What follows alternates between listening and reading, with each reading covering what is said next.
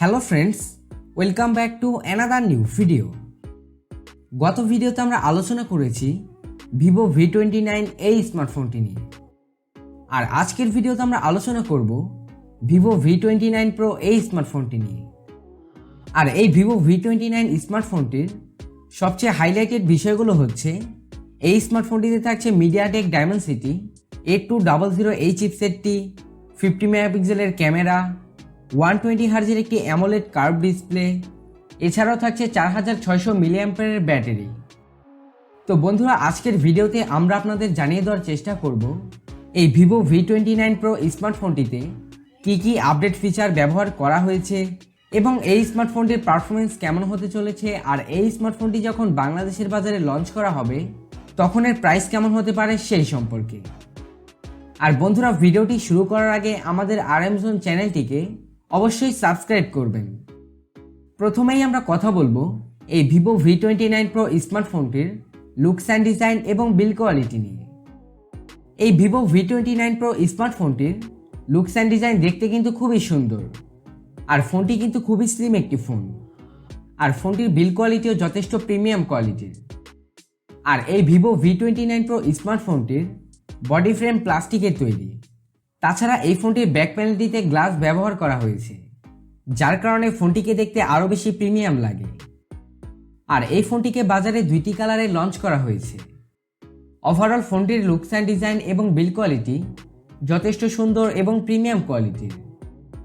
আর এই Vivo V29 Pro স্মার্টফোনটির thickness থাকছে 7.46 millimetre.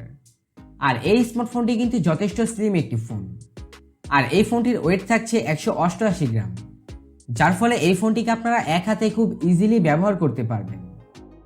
তাছাড়াও এই ফোনটিতে IP54 এর রেটিং ব্যবহার করা হয়েছে, যার ফলে এই ফোনটি ধুলাবালি এবং বৃষ্টির হাত থেকে বাঁচতে পারবে। এখন কথা বলা যাক এই ভিভো V29 Pro স্মার্টফোনটির পোর্টস অ্যান্ড বাটন নিয়ে। এই ভিভো V29 Pro স্মার্টফোনটির রাইট সাইডটিতে থাকছে পাওয়ার বাটন এবং ভলিউম রকার, এবং বটম সাইডটিতে থাকছে speaker grill, USB Type-C charger port, microphone এবং সিম ট্রে, এবং ওপরের দিকে থাকছে সেকেন্ডারি নয়েজ ক্যান্সেলেশন মাইক্রোফোন।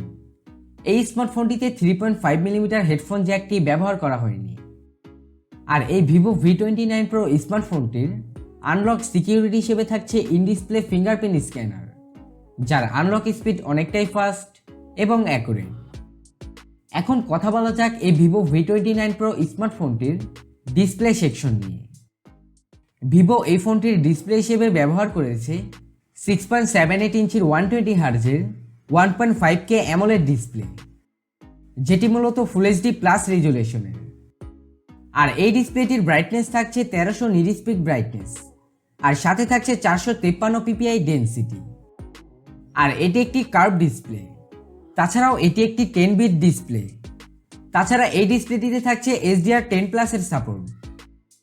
আর এই ডিসপ্লেটি কিন্তু খুবই কালারফুল একটি ডিসপ্লে, যার ফলে এই ফোনটি থেকে আপনারা যখন কোনো কন্টেন্ট বা ভিডিও ওয়াচিং করবেন তখন কিন্তু বেশ ভালো একটা ফিল পাবেন।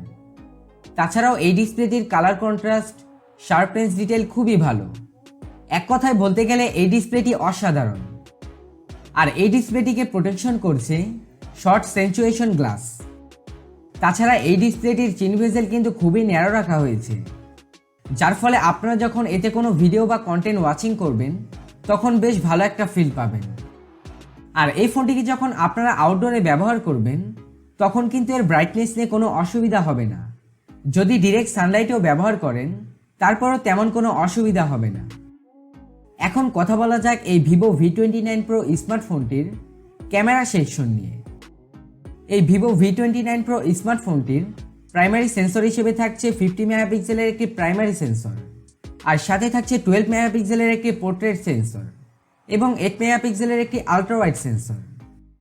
আর এই 12 মেগাপিক্সেলের পোর্ট্রেট ক্যামেরাটি 2x টেলিফোটো লেন্স হিসেবেও কাজ করবে। আর এই ফোনটির ফ্রন্টে থাকছে 50 মেগাপিক্সেলের একটি সেলফি ক্যামেরা। এই ফোনটির ক্যামেরা দিয়ে আপনারা বেশ ভালোই ছবি তুলতে পারবেন, যার কোয়ালিটিও এক কথায় অসাধারণ। আর এই ফোনটির ক্যামেরা দিয়ে আপনারা সর্বোচ্চ 4K তে 60 fps এ ভিডিও রেকর্ড করতে পারবেন, যার কোয়ালিটিও যথেষ্ট ভালো। তাছাড়া এই ফোনটির ফ্রন্ট ক্যামেরা দিয়ে আপনারা সর্বোচ্চ 1080pতে 30fps এ ভিডিও রেকর্ড করতে পারবেন, যার কোয়ালিটিও যথেষ্ট ভালো। এখন কথা বলা যাক এই Vivo V29 Pro স্মার্টফোনটির পারফরমেন্স সেকশন নিয়ে। এই Vivo V29 Pro স্মার্টফোনটির চিপসেট হিসেবে থাকছে MediaTek Dimensity 8200 এই চিপসেটটি। আর এই চিপসেটটি 4 ন্যানোমিটার আর্কিটেকচার বেস তৈরি। আর এই স্মার্টফোনটির জিপিইউ হিসেবে থাকছে Malichi 610 MC6 জিপিইউ।